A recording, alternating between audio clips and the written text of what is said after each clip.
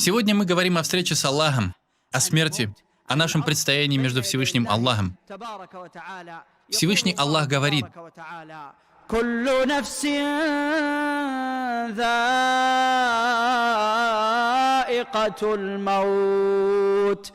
короли,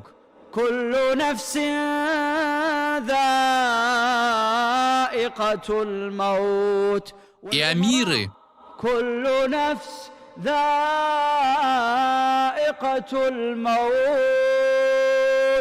ангелы,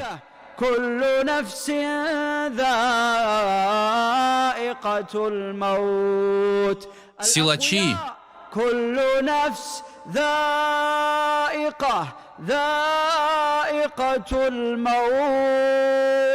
ученые,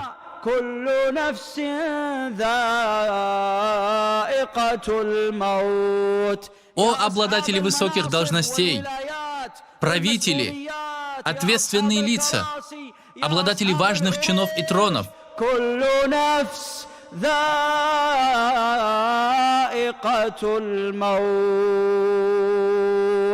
Смерть — это истина. И мы непременно вкусим эту смерть, испытаем приближение смерти и тягость смерти. Смерть не только для грешников. Смерть, она для всех. Когда мы говорим о смерти, мы не должны думать, что она только для того, кто пьет вино. Мы не хотим пугать смертью прелюбодеев и грешников. Мы хотим, чтобы все мы задумались о смерти. Король умирает, амир умирает, имам смертен, хатыб смертен, ученый смертен, муфтий смертен, пророки умерли, сподвижники умерли, ученые умирают, проповедники умирают. Все умирают, я умру, и ты умрешь.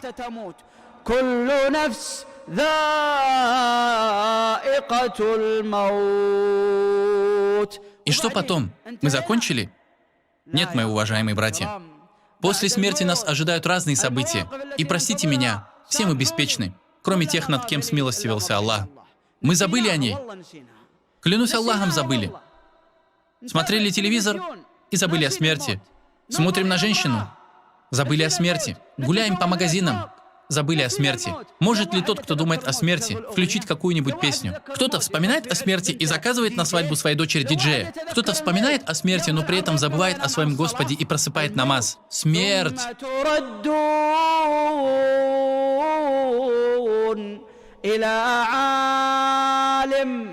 Аллах не сказал к могущественному Аль-Джаббару: Аллах не хочет просто запугать нас смертью. Нет. Он лишь хочет нас предупредить.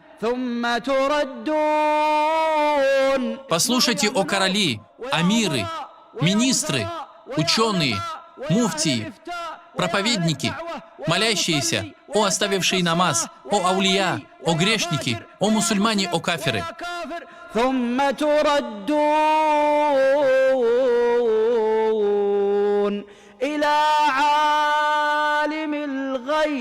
والشهادة فينبئكم بما كنتم تعملون. Когда юноша смотрит на девушку посреди базара, он наслаждается этим запретным взглядом. Но если бы он представил, что он сейчас перед Аллахом, он, клянусь Аллахом, даже не подумал бы о том, чтобы посмотреть на нее. И та девушка, которая пошла на рынок и не надела полный хиджаб, что было бы, если бы она вспомнила, что она сейчас перед Аллахом, что Аллах спросит ее за это? И тот проповедник, который отказался вести да'ват, что если бы он вспомнил, что он сейчас перед Аллахом, и что Аллах спросит его за его да'ват? В день, когда все общины встанут на колени, в густом мраке своего несчастья, чтобы дать ответ на вопрос: ответили ли вы посланнику? Что мы скажем в тот день? В день, когда мы предстанем перед царем всех царей. Смерть — это кубок, и все люди выпьют из него. Смерть — это дверь, и все люди зайдут через нее.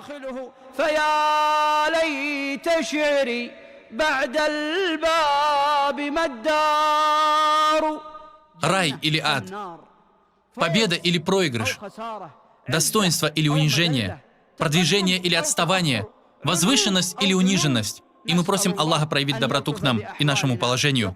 Всевышний Аллах говорит, и задумайтесь над его словами. قل إن الموت الذي تفرون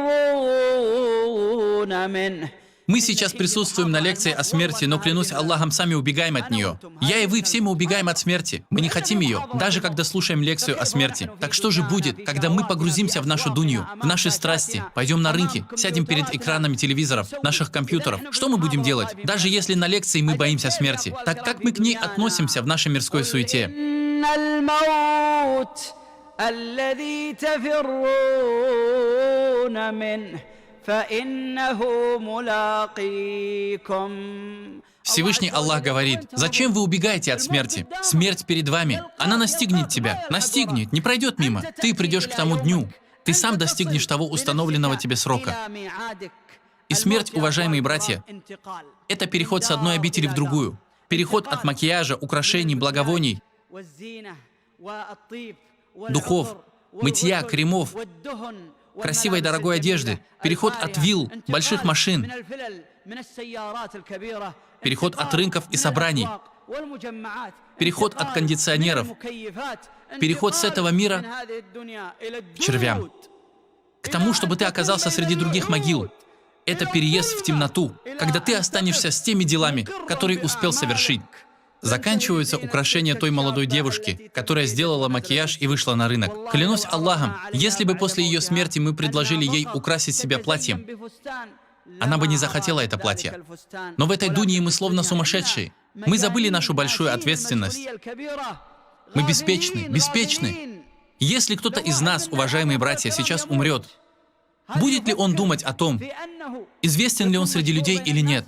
Хорошо, а как мы сегодня утруждаем себя ради славы? Как мы устали от попыток стать известными? Люди пишут в Твиттере, чтобы стать известными. Люди открывают себе странички в Фейсбуке, чтобы стать известными. Люди открыли сайты в интернете ради славы. Люди оделись в определенную одежду, зашли в ней мечеть, чтобы стать известными. Люди надевают бишты в каком-то определенном стиле на свадьбу, чтобы прославиться. Девушки одевают абаю каким-то странным способом, чтобы стать известнее.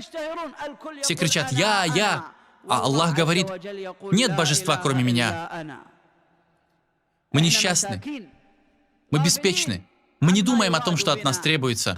Они подготовили тебя для какого-то дела, и если ты вник в него, будь выше того, чтобы пастись рядом с беспризорными верблюдами. Смерть — это переход. Удивительный переход. Прошу вас, братья, прошу. Как я и говорил, мы не хотим, чтобы эта лекция была просто словами. Прочувствуйте сейчас все это. Смерть — это переход, который унесет тебя из твоей повседневной жизни к чему-то другому, где нет движений, где покой, где нет никаких дел. Умар сказал: «Сегодня дела, но нет расчета, а завтра расчет, но нет дел. Завтра не будет никаких дел. И какое у тебя будет положение в могиле? У тебя умирал кто-нибудь из родственников? Я хочу, чтобы ты представил себе его положение в могиле». Ученые говорят, каждый раз, когда ты хочешь испытать смирение перед Аллахом, при вспоминании о смерти, вспомни своих умерших родственников. Представь своего отца или брата. В каком положении они сейчас в могиле? Вспомни, сестра моя, одну из твоих сестер или твоего отца. Сейчас он один в могиле. Как он живет, будучи одиноким в своей могиле? Если ты похоронил кого-нибудь сегодня или вчера, как ты думаешь, какая ночь ожидает покойника? Одиночество. Ты сам не можешь спать в одиночестве, а он сейчас в полном одиночестве. Его сон будет очень долгим, и пробуждение от него будет только перед Всевышним Аллахом, когда и будет произведен расчет. Говорят, что когда умер имам Аль-Газали, у его головы обнаружили клочок бумаги. На ней он написал следующую касиду. Он говорил в ней: قل لإخوان رأوني ميتا فرثوني وبكوني حزنا أتظنون بأني ميتكم ليس ذاك الميت والله أنا في الصور وهذا جسدي كان لبسي وقميصي زمنا أنا در قد حواني صدف لامتحاني فنفيت المحنا أنا عصفور وهذا قفصي طرت عنه وبقي مرتهنا أشكر الله الذي خلصني وبنى لي في المعالي وطنا. Аль-Газали считал, что это тело, которое мы так холим и лелеем, делаем макияж, душим его, представляем его людям, на самом деле это клетка. Это клетка. Вот это то, что ты сейчас видишь. Это клетка. Аль-Газали говорит: «Я птица, которая была в клетке.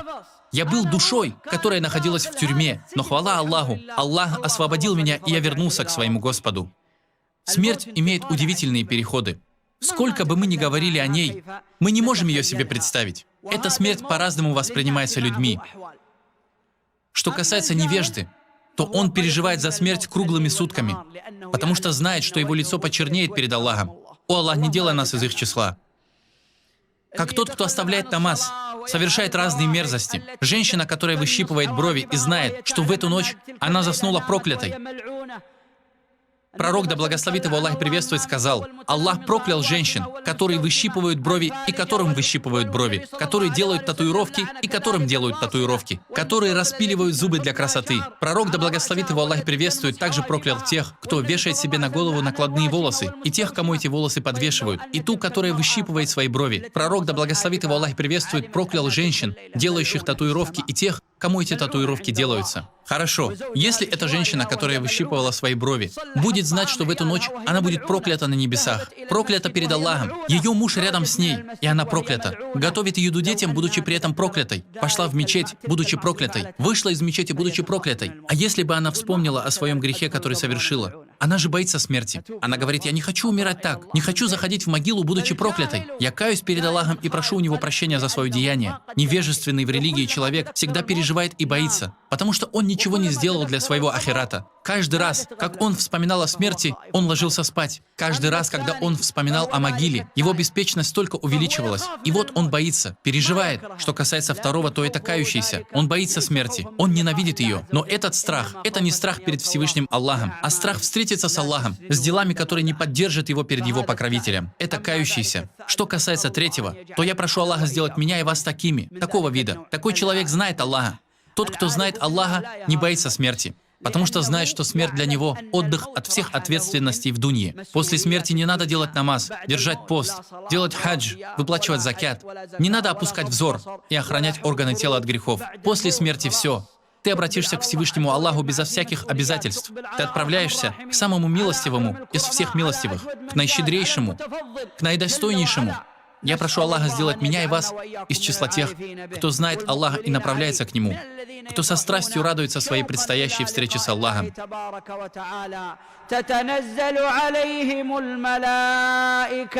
ألا تخافوا ولا تحزنوا وأبشروا بالجنة التي كنتم توعدون نحن أولياؤكم في الحياة الدنيا وفي الآخرة. Задумайтесь над этим, братья. Мы читаем эти аяты, но иногда словно читаем их для других, а ты прочитай их самому себе. Читай их так, словно ты сейчас слышишь, как ангел говорит тебе.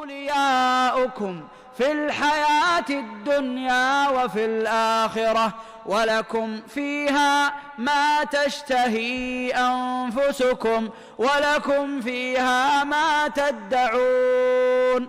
Задумайся над этим, шейх. Представь, что это голос ангела, который обращается к тебе. Он говорит тебе: радуйся, не бойся смерти, не бойся могилы, не бойся встречи с Аллахом, не печалься по своей жене и детям, по дому и уделу. Нам было поручено сказать это тебе. Аллаху Акбар. О Аллах, сделай нас из числа тех, кого поддерживают такими словами, когда душа покидает тело. Задумайтесь, уважаемые братья, о переходе к смерти, когда смотрите на могилы. О Господь, помилуй нас. О Аллах, помилуй нас. О Аллах, смилуйся над нами. Посмотрите на могилы, мои братья. Как они вам? Самые великие бизнесмены скрыты под землей. Короли тоже под землей. Где амиры? Под землей. Для них все кончено. Ля иляха илля. Если мы приведем тебя на кладбище и спросим, где могилы королей, амиров и богачей, а где могилы бедняков, они никак не отличаются друг от друга. Все уже закончилось. Уважаемый брат, любимый брат, ей-богу, как часто мы ходим надменно и горделиво. Как мы можем гордиться и проявлять высокомерие, когда завтра окажемся под землей? Как часто, уважаемые мои братья, мы смотрим на наши знания, на нашу религию, на наши бороды, на наши короткие рубашки, а завтра ты уже будешь под землей? Как часто мы смотрим на нашу национальность, на то, что мы являемся гражданами Королевства Саудовская Аравия, земли единобожия и веры, страны двух святынь, Мекки и Медины.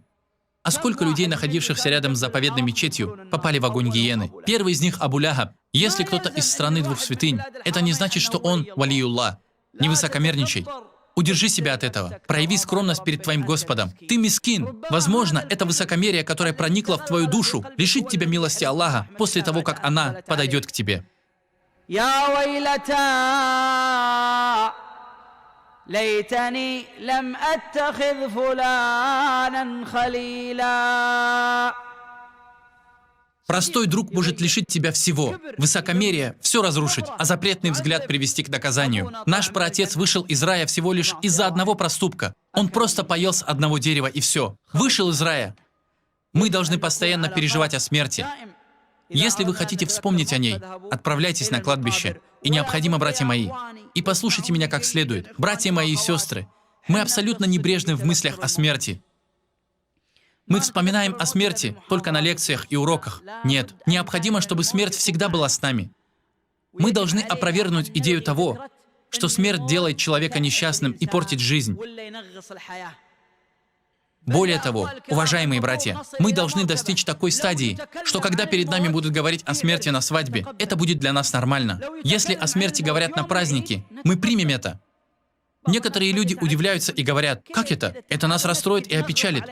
Смерть не расстраивает. Смерть воспитывает.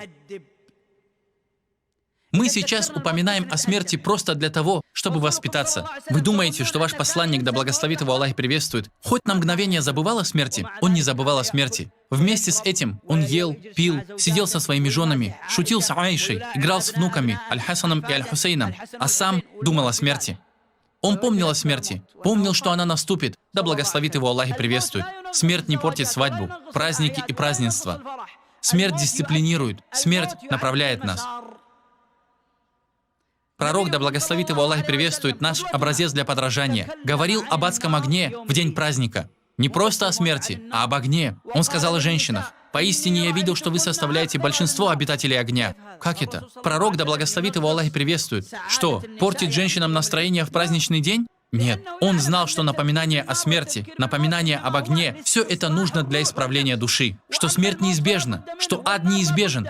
Он сказал, что обязательно надо будет пройти мимо огня. При этом нет гарантии, что человек уйдет от него. О Аллах, приведи нас к Твоему раю без наказаний и расчета, и выведи нас от огня быстро. Любимые мои в Аллахе братья, эту смерть мы не должны обсуждать просто на лекции и все. Мы должны постоянно думать о ней и вспоминать. Пророк, да благословит его Аллах и приветствует, сказал: «Раньше я запрещал вам посещать могилы, но отныне посещайте их. Поистине они напоминают вам об ахирате». Когда в последний раз мы ходили на кладбище? Когда в последний раз мы пошли на кладбище? Возможно, кто-то из нас в принципе знает кладбище только потому, что умер кто-то из его родственников. Пророк, да благословит его Аллах и приветствует, говорит: посещайте их. Не просто так ходите, когда провожаете своих родственников, а посещайте их. Посещайте кладбище. Меня печалит, когда я вижу людей в пророчестве Медине, которые посещают могилу Хамзы, ничего при этом не чувствуя. Они ходят на могилу Хамзы и пророка, да благословит его Аллах и приветствует, даже не вспоминая при этом о смерти. А пророк, да благословит его Аллах и приветствует, сказал: посещайте их, ибо могилы напомнят вам об ахирате. Когда мы идем на могилу Хамзы в Медине, мы должны вспоминать об ахирате. И чтобы надушенная, в макияже женщина не подходила к могиле Хамзы, а когда приходит человек из организации по побуждению к одобряемому и запрещению порицаемого и обращается к кому-то из них, ему говорят: это спорный вопрос. Женщине иногда разрешается посещать могилы. Брат, мы говорим не о том, чтобы женщины приходили на могилы. Мы говорим о том, что могилы напоминают об ахирате. Так вспоминаем ли мы об ахирате, когда посещаем могилу Хамзы? Если мы пойдем к шахидам битвы при Ухуде, если подойдем к шахидам битвы при Бадре, если посетим могилу пророка, да благословит его Аллах и приветствует, Абу Бакра и Умара, вспомним ли мы об ахирате? Братья мои, иногда мы видим свою беспечность даже на кладбище. Ты видишь, как когда один из родственников умирает, все начинают орать у могилы. Положи его на правый бок, поверни его, чуть-чуть вперед, давай назад. Вспомни об ахирате. Оставьте в покое мертвеца. Вспомни о смерти. Представь, что это ты сейчас в могиле. Ты можешь найти людей, которые наблюдают за тем, правильно ли кого-то хоронят. Если у могилы он стоит и просто наблюдает, то о чем он будет думать на рынках? Даже если у могилы мы просто наблюдаем, хороним, чтобы люди смотрели, повышаем голос, чтобы все поняли, что мы были на джаназе такого-то, и чтобы нас за это похвалили на собраниях. Братья мои, смерть — это назидание. Так задумайся. Задумайся, когда спускаешься в эту могилу. Умар ибн аль-Хаттаб вырыл себе могилу у себя дома. Прямо дома. Каждый раз, как наступала ночь, он спускался в нее, затем брал себя за бороду, тянул за нее и говорил: ويلك يا ابن الخطاب إذا لقيت الله. «Горе тебе, Умар!» А кто из нас говорит себе «горе мне»? Горе мне, если я встречусь с Аллахом. Горе мне, какие дела я приготовил к этой встрече. Горе мне, если я не был правдив в том, что говорил. Горе мне от Аллаха. Сколько раз я делал что-то на показ. Горе мне от Аллаха. Сколько раз я лицемерил. Горе мне, когда я не делал намаз. О, горе мне. Кто из нас говорит это так, как Умар ибн аль-Хаттаб, да будет доволен им Аллах, и да сделает он его довольным? Некоторые наши праведные предшественники, чтобы не забыть о смерти, клали у себя дома саван. А сегодня, братья, если кто-то положит у себя дома саван, люди скажут, что это сумасшедший. Некоторые праведные предшественники клали дома саван. Они не хотели забыть о смерти, хотя у них было мало грехов, мало беспечности. Их рынки были чистыми. Несмотря на все это, они ставили саван у себя дома. Каждый раз, как такой человек видел саван, он начинал ощущать смирение перед Аллахом в своем сердце. Один из праведных салифов зашел к своему другу и увидел у него дома погребальные носилки. Не просто саван, а погребальные носилки, на которых переносят трупы. Он сказал другу: «Зачем это тебе, о такой-то?» Тот ответил: «Просто посмотри на них, они словно обращаются к тебе. Эти носилки говорят с тобой». Он спросил: «И что же они мне говорят?» Он ответил: «Носилки говорят тебе: انظر إلي بعقلك أنا المعد لحملك أنا سرير المنايا كم سار مثلي بمثلك تذكر». Вспомни и задумайся. Носилки всегда обращаются к тебе. Саван говорит тебе. Могила говорит. Каждый день могила говорит: «Господи, помилуй нас». Чувствуем ли мы сейчас, братья, мы с вами, чувствуем ли мы сейчас, что мы в могилах? Представьте себе, что вы умерли вчера, и сегодня мы не пришли на лекцию. Мы с вами сейчас в могилах. Как я себя чувствую? Что мы делали вчера? Какие дела мы с собой забрали? Сколько вражды было между нами и другими людьми? Есть грехи, от которых мы покаялись сегодня. Хорошо. А если ты умер еще вчера? Есть грехи, от которых мы еще не покаялись. Так что было бы, если я и вы сейчас оказались бы в могилах? Сегодня бы мы не молились фаджр, зухр, аср намазы. Все бы уже закончилось. Во время пророка, да благословит его Аллах и приветствует, было два сподвижника, два брата, которые дружили друг с другом. Один из них пошел на джихад и пал шахидом, а второй жил после него еще год, а потом умер у себя дома. И кому-то приснилось, что второй достиг более высокой степени, чем первый. Люди пошли к пророку, да благословит его Аллах и приветствует, и спросили: как такое могло присниться? Тот первый же умер как шахид, а второй умер у себя дома. Так как же второй может получить более высокую степень, чем первый? Пророк, да благословит его Аллах и приветствует, спросил: сколько второй жил после смерти первого? Ему ответили: 1 год. Он ответил: за этот год он постился в Рамадане. И сколько намазов он сделал? Сколько он совершил благих дел? За счет этого он и поднялся выше. Если бы мы с вами умерли вчера, мы бы не смогли присутствовать на этой лекции. Если бы мы с вами умерли неделю назад или до Рамадана, а сколько любимых нам людей умерло до Рамадана, наших братьев в Аллахе, они умерли до Рамадана. Представьте, что мы не застали Рамадан. Представьте сейчас, что черви изъедают твои глаза и уши, что мы с вами сейчас в могилах, мертвые. Представь, брат мой, представь, сестра моя, представьте себе, о потомки Адама. Наш исход — это та яма с червями. Мы лежим там в одиночестве, и каждый день могила зовет нас. Каждый раз, как проходишь мимо кладбища, посмотри на могилу и задумайся, как она говорит тебе.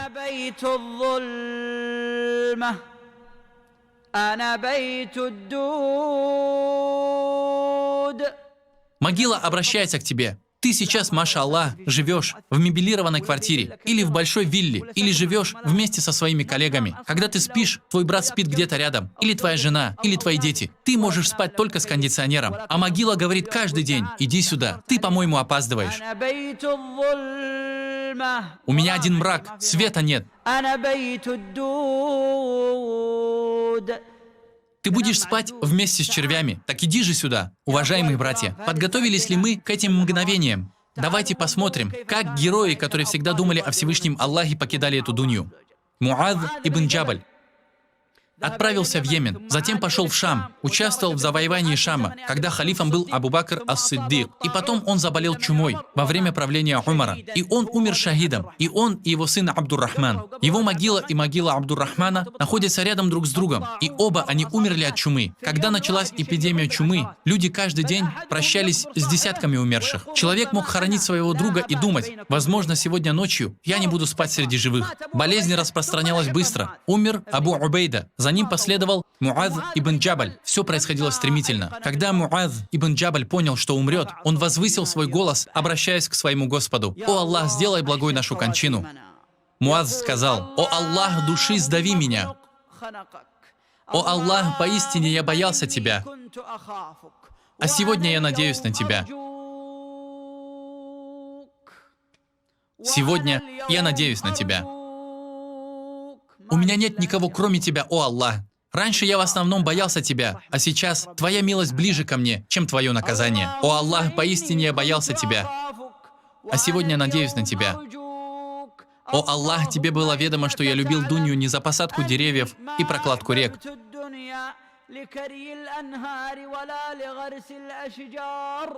а за то, чтобы терпеть часы и жажду в полуденный зной и присутствовать на образовательных собраниях ученых. После этого Муаз покинул эту дунью. Каким был их конец? Вот Биляль ибн Рабах. Он смотрел на свою жену, когда переживал предсмертную агонию. Жена говорила: «О, какая печаль!» А он говорил: «Нет, какая радость!»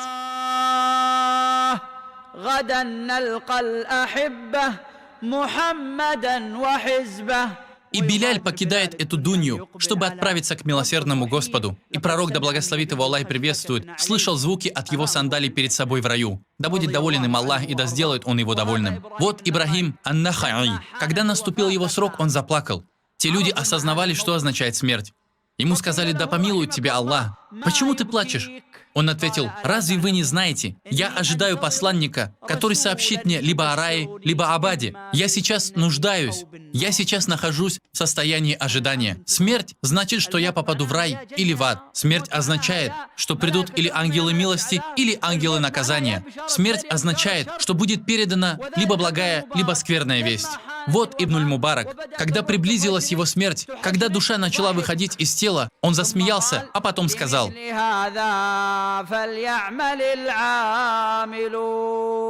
потом он испустил дух. Он видел что-то, чего не видели мы. Он словно говорил людям: «Я что-то увидел, так трудитесь ради этого. Ради такого пусть трудятся труженики». Вот Аль-Ма'мун, халиф. Он правил и руководил, властвовал, приказывал и запрещал, сажал в тюрьмы и выпускал из них, руководил уммой. Люди прислушивались к его словам. Он ходил в свои походы, его охраняли армии и отряды, и спал он только при охране. Когда же он понял, что сейчас умрет, он сказал: «Постелите мне пепел». Истина начала показываться ему перед смертью. Посмотрите, как мы сейчас гордимся. Все пыжатся друг перед другом. Но если кому-то из нас скажут, что ты можешь умереть сегодня ночью, что у тебя такая-то болезнь, мы будем верхом скромности и смирения. Мы беспечны по отношению к смерти и потеряли много адабов Мухаммада, да благословит его Аллах и приветствует. Адабы пророка, да благословит его Аллах и приветствует, могут быть только у обладателей смиренных сердец. Но стоит тебе хоть чуть-чуть возгордиться, как наступает обольщение, и Аллах изгоняет тебя от сунны. Тогда от сунны у тебя останутся лишь явные движения. Ты подносишь руки к ушам и кладешь их на грудь. Что касается сердца, то оно будет далеко от сунны, когда бы тебе в душу не запала частица высокомерия. Но когда пропадает высокомерие? Когда мы вспоминаем о смерти. Аль-Ма'мун, который правил, заключал в тюрьмы, изгонял, требовал отчета у Ахмада ибн Хамбаля, поместил его в тюрьму. Но он все же был мусульманином. Когда к нему подступила смерть, он сказал: «Постелите мне сейчас пепел. Я не хочу красивую одежду. Я не хочу глаженную или надушенную одежду». Он говорит: «Просто положите меня на пепел, чтобы мое лицо и тело почернели до того, как я встречусь со своим Господом». Когда же они постелили ему пепел, и он лег на него, он сказал: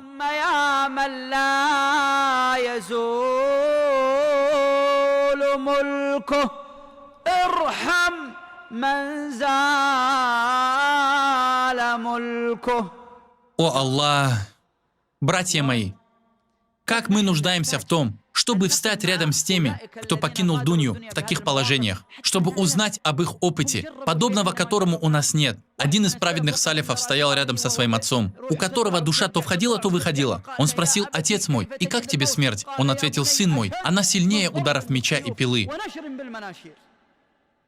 Душа выходит тяжело, потому что твоя душа выходит из каждой клетки, из всех клеток твоего тела. Если тебя ударят по руке, тебе будет больно. Так что будет, когда каждая клетка твоего тела испытает боль? Ведь душа выходит из всех клеток твоего организма. Если твоя душа наслаждалась грехом и ослушанием Аллаха, мы забрасываем тебя камнями. И также, когда душа выходит, она выходит из каждой клетки. Это означает, что каждая клетка тела изначально живет по понятиям этой души. Когда выходит душа, все клетки тела страдают от этого. Но шахид ощущает смерть как укус. О Аллах, даруй нам смерть шахида на Твоем пути. Итак, уважаемые мои братья, есть определенные положения после смерти, которые Всевышний Аллах упомянул в своей книге. Послушайте, что говорит Всевышний Аллах о том, что будет после смерти. Давайте, братья мои, давайте, сестры мои, все мы сейчас должны представить себе, что мы уже покинули дунью. Сейчас Аллах разъясняет нам, в каком положении мы окажемся. Братья, всем нам сейчас необходимо представить, что нас уже похоронили, и что наша история в этой дунье завершена. Послушайте, что Аллах говорит о положении людей после смерти, и мы просим Аллаха проявить доброту к нам.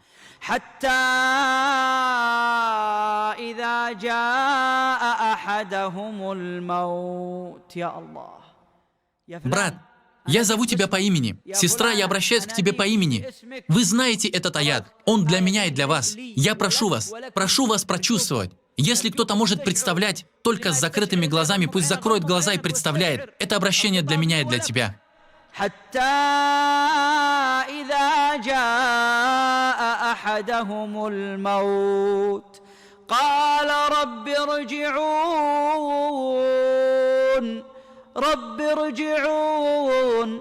رب ارجعون لعلي أعمل صالحا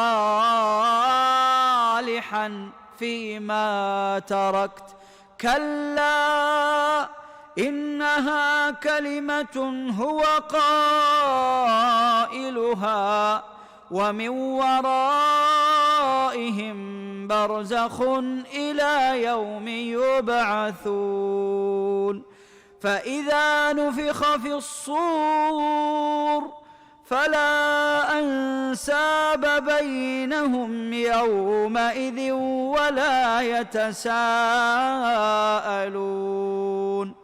فمن ثقلت موازينه فأولئك هم المفلحون ومن خفت موازينه فأولئك الذين خسروا أنفسهم في جهنم خالدون تلفح وجوههم النار وهم فيها كالحون ألم تكن آياتي تتلى عليكم فكنتم بها تكذبون قالوا ربنا غلبت علينا شقوتنا وكنا قوما ضالين ربنا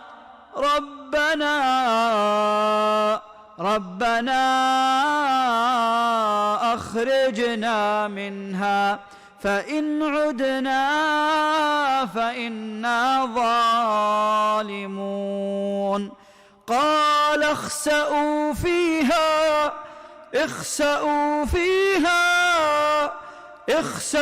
فيها ولا تكلمون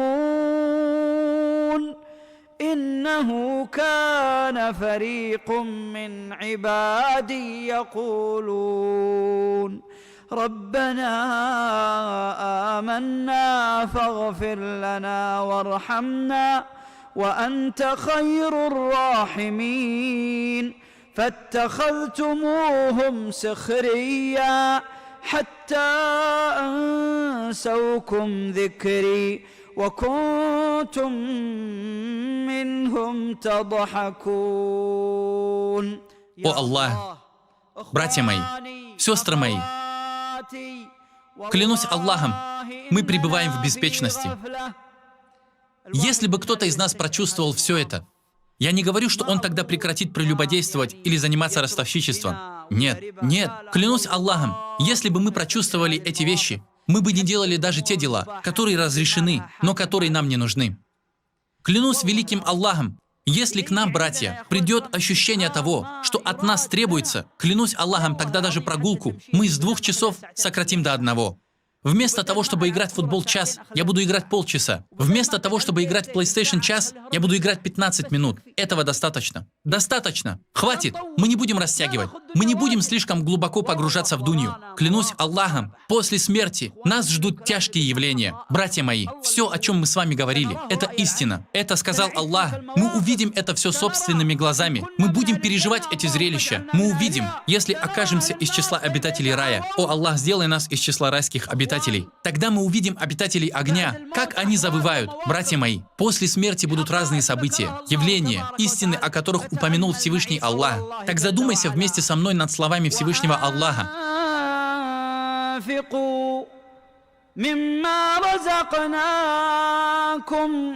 من قبل أن يأتي أحدكم الموت فيقول رب لولا أخرتني إلى أجل قريب فأصدق وأكن من الصالحين. Задумайтесь над этим. Если сейчас одного из вас спросят, какая у тебя мечта, он ответит: дом, жена, много детей, я хочу машину, хочу хорошую работу, хочу, чтобы Аллах наделил меня огромными деньгами. Но при смерти он говорит: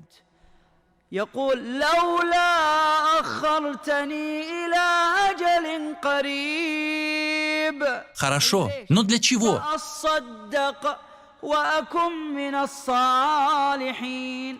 Все, я стану соблюдающим мусульманином, я стану шейхом, стану проповедником, стану имамом, стану хафидом Корана, я буду получать исламские знания, буду давать лекции, просто дайте мне маленькую отсрочку. Господи, дай мне отсрочку. Тогда и выявятся истины. Он скажет: Господи, верни меня обратно. Не для того, чтобы строить дом. Я стану совершать праведные поступки. Господи, верни меня обратно. Не для того, чтобы играть в PlayStation, а просто совершать праведные дела. Не ради той женщины, которая украшает себя, а для праведных дел. Сколько сейчас у нас есть забот, которые не дают нам спать. Вот один человек говорит: я весь в заботах, по ночам не сплю. Почему? У меня нет работы. Вспомни о смерти. Другой говорит: я весь в заботах. Почему? Он говорит: болею такой-то болезнью. Вспомни о смерти. Пусть вся эта дунья не заставляет тебя переживать из-за нее. Есть смерть, все имеет свой конец. Печаль об отсутствии работы когда-то кончится. Заботы о браке закончатся. Печали из-за болезни закончатся. Нет такого человека, которого опускают в могилу, а он в это время страдает от рака, СПИДа или другой болезни, которая у него была при жизни. Наоборот, его помещают в могилу, и он радуется тому, что отделился от этой дуньи. Смерть будет покоем и отдыхом, если ты подготовишь что-то для своего ахирата. Или же она будет несчастьем и наказанием, если ты будешь отвлекаться на свою болезнь, работу, жену, мужа, детей, дунью, дом, имущество и должность за счет мыслей о могиле. Посмотрите на слова Всевышнего Аллаха, и Он говорит о том, что наступит после смерти.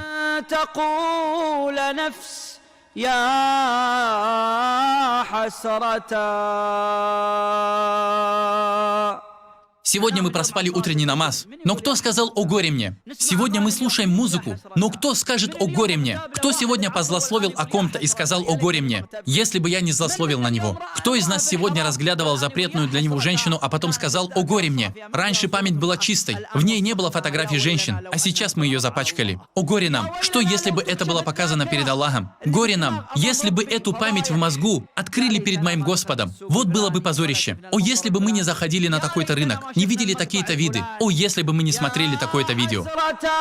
على ما فرطت في جنب الله وإن كنت لمن الساخرين أو تقول لو أن الله هداني لكنت من المتقين أو تقول حين ترى العذاب لو أن لي كرة فأكون من المحسنين بلى قد جاءتك آياتي فكذبت بها واستكبرت وكنت من الكافرين. О Аллах! Сегодня ты идешь с кем-то, он громко включает музыку, ты говоришь «побойся Аллаха», а он показывает тебе рукой «отойди». Ты идешь мимо женщин без хиджаба, и она говорит тебе, какое тебе дело, почему ты даешь мне какие-то советы? Если бы мы извлекли мертвых из их могил, о Аллах, мертвец бы сказал, о, если бы я не возгордился перед знамениями Аллаха, проповедями, лекциями, уроками, о, если бы я не проявлял высокомерие, когда меня увещевал даже грешник, о, если бы я не проявлял высокомерие, когда девочка долго и презрительно смотрела на меня, потому что у меня в руке была сигарета, о, если бы я не проявлял высокомерие перед тем юношей, который запрещал мне совершать те грехи. Но в судный день вся истина станет очевидной. Послушайте слова Всевышнего Аллаха. وأنذر الناس يوم يأتيهم العذاب فيقول الذين ظلموا Те, которые слушали песни, те, которые прелюбодействовали, те, которые пожирали лихву, те, которые не подчинялись Аллаху, те, которые просыпали намаз. Чего они хотят? Они взывают к Всевышнему Аллаху в день, когда увидят все истины. О Аллах, будь добр к нам. О наимилостивейший из милостивых. О Господь, Господь, Господь, помилуй нас и не вверяй нас самим себе даже на мгновение.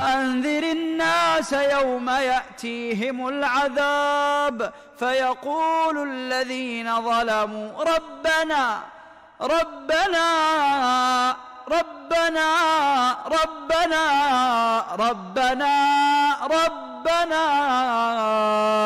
أخرنا إلى أجل قريب نجب دعوتك.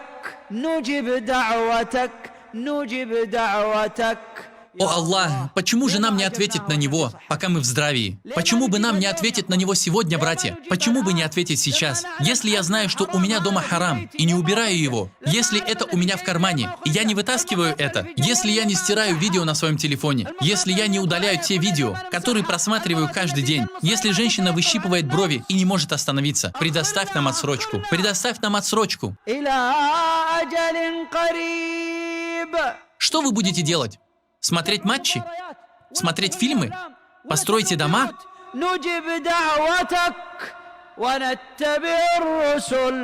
أولم تكونوا أقسمتم من قبل ما لكم من زوال وسكنتم في مساكن الذين ظلموا أنفسهم وتبين لكم كيف فعلنا بهم وضربنا لكم الأمثال.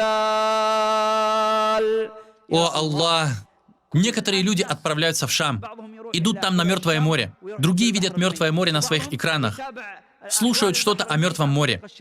И до сих пор распространены взгляды на безбородых юношей и деяния народа люта, совершение этих мерзостей. Аллах говорит: في مساكن الذين ظلموا أنفسهم وتبين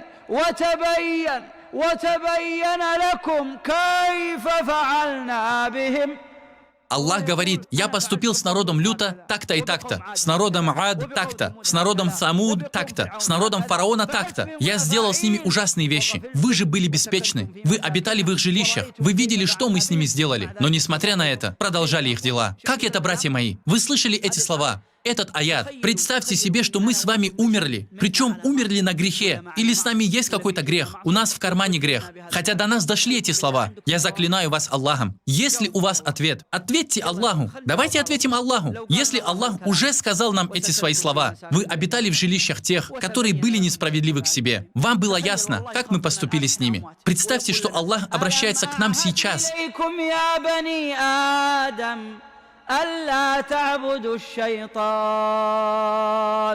Что мы скажем нашему Господу? Что мы скажем Ему, когда Аллах спросит нас? Представь себе, брат, представь себе, сестра. Давайте представим, что мы сейчас в мире барзаха. Мы мертвы. Аллах задал нам этот вопрос. Что мы скажем нашему Господу? Как мы ответим Аллаху? Братья мои, после смерти будут удивительные вещи.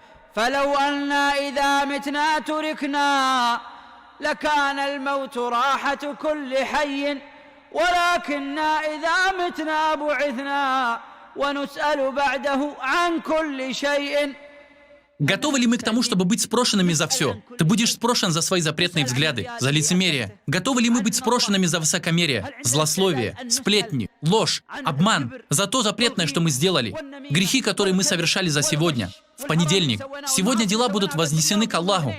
Наши дела будут представлены перед Аллахом. И что же перед Ним будет представлено? Что будет вознесено?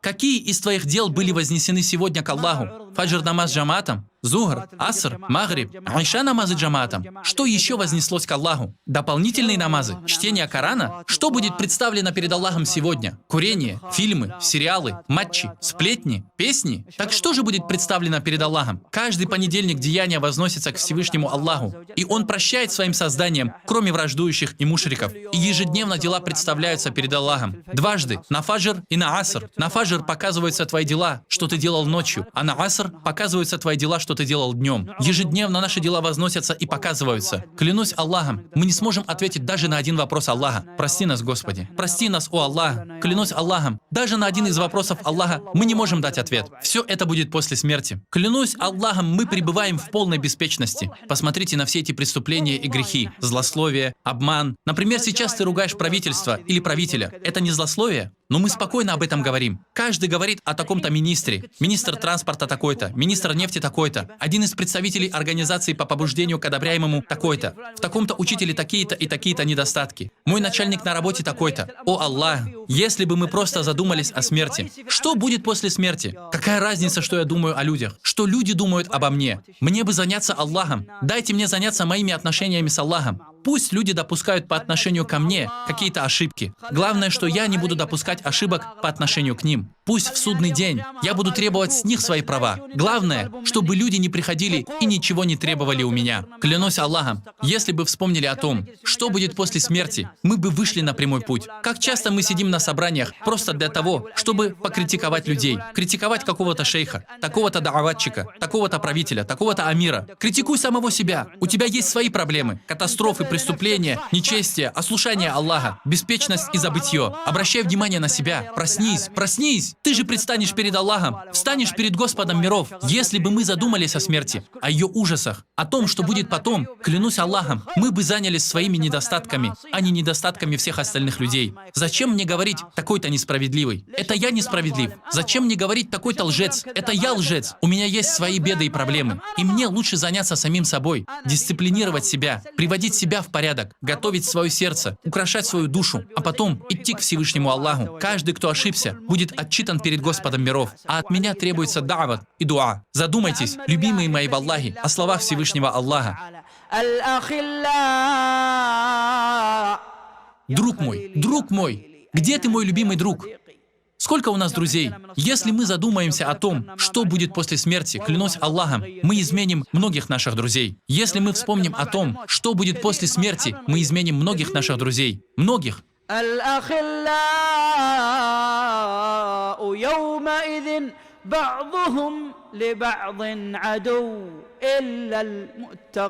О Аллах, сделай нас из их числа. О Аллах, сделай нас из них. О Аллах, сделай нас из них. Ибн Аббас говорит, один друг побуждал другого к совершению грехов. И вот один из любящих друзей умер и сказал в своей могиле: «О Аллах, поистине такой-то приближал ко мне грехи и отдалял меня от поклонения.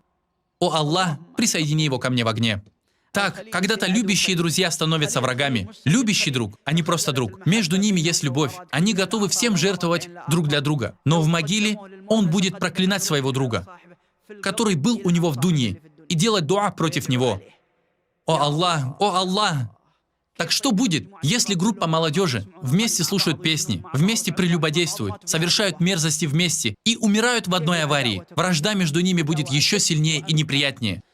Братья мои, мы вспоминаем о том, что будет после смерти, чтобы исправить то, что до смерти. Проницательный человек — это тот, кто отчитал себя и работал на то, что будет после смерти. Любимые мои в Аллахе братья и сестры, однажды пророк, да благословит его Аллах и приветствует, проходил мимо недавно сделанной могилы и сказал: 2 быстрых ракаата, дополнительной молитвы, которыми вы пренебрегаете, увеличат его деяния настолько, что они более любимы для него, чем остальная ваша дунья.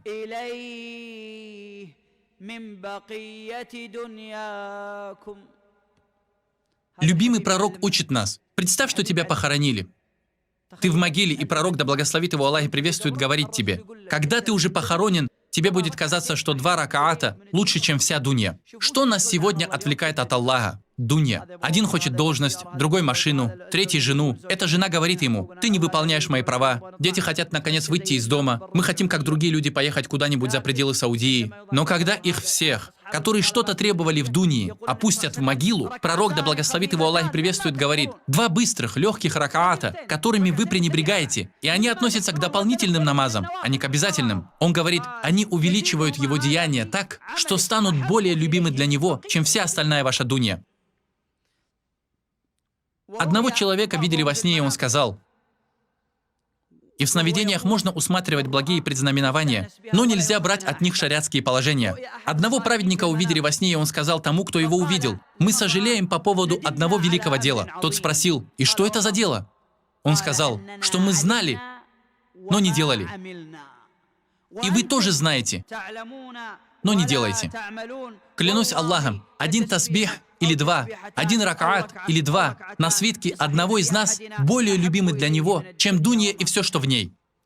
Братья мои, видели ли вы то, что наступит после смерти? Все эти требования. Посмотрите, мы сейчас, через некоторое время, когда кончится лекция, все мы встанем и уйдем, не сделав сунну иша намаза. Но если мы всегда будем помнить о смерти, тогда нет, брат, эти 2 ракаата мне дороже, чем встреча с братом, дороже, чем сон, лучше, чем если я буду сидеть со своей женой и детьми, лучше, чем то, что я буду ужинать.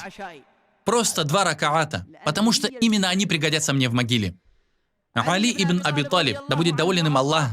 И послушайте, братья мои, послушайте, мы допускаем упущение в посещении могил. Вот Али ибн Аби Талиб идет на кладбище, а мы туда не ходим. Он проходил мимо кладбища и сказал: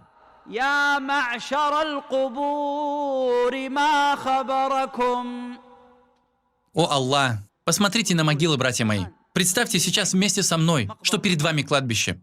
Спокойствие, тишина, ничего нет. Но клянусь Аллахом, под землей все не так. Под землей происходят разные беды и несчастья. Мы видим только то, что сверху, а не то, что внизу. Всевышний Аллах сказал: но нет, книга грешников находится в Сиджине. Ученые сказали, Сиджин — это Сиджин, тюрьма под землей. Сиджин — это тюрьма под землей для грешников. О Аллах, не делай нас из их числа. Али проходил мимо могилы и сказал: о лежащие в могилах, расскажите нам ваши новости. Затем он замолчал. Ответа не было, хотя обитатели могил слышали его. Он продолжил: мы знаем ваши новости. Ваше имущество было поделено. В ваших домах живут другие люди, а ваши жены снова замужем. Затем он заплакал. И ради этого-то мы отвлекаемся от Аллаха.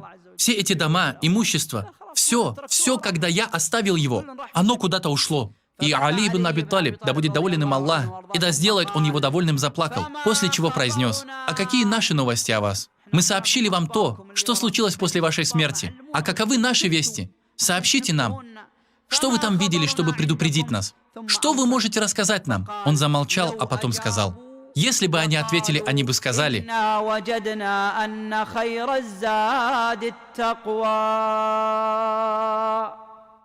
Али ибн Аби Талиб обучает вас, братья мои. Он учит нас. Он говорит, знаете, если бы мертвые заговорили, они бы сказали, клянемся Аллахом, мы обнаружили, что лучшая провизия – это богобоязненность. Занимайтесь просто богобоязненностью. Это та провизия, которая поможет нам в наших могилах. Что такое богобоязненность? Если я один в доме, я не должен грешить. Кто-то отправил мне на WhatsApp или в Facebook какие-то фотографии, и я не смотрю на них, и сразу же удаляю. Если я зашел на свой имейл и увидел что-то, чего я не знаю, я сразу же удалю это. Если я зашел на YouTube, я буду смотреть только то, в чем будет покорность Аллаху и приближение к Нему. Если тебе не нужен YouTube, выключи его. Не говори, попробую-ка я что-нибудь посмотреть. Это и будет таква. Таква – это когда у кого-то горячая кастрюля, и он берет ее ухватками, переставляет эту горячую кастрюлю на другое место. Так же и когда огонь перед тобой. Поставь между ним и тобой какую-нибудь защиту. Не открывай все подряд, не смотри на все подряд, не слушай все подряд, не кидай взгляды куда попало. Будь осторожен, защищайся, как будто ты ходишь по земле, где есть колючки, и ставишь ногу только туда, где колючек нет. Так будь осторожен, о раб Аллаха, и бойся Всевышнего Аллаха.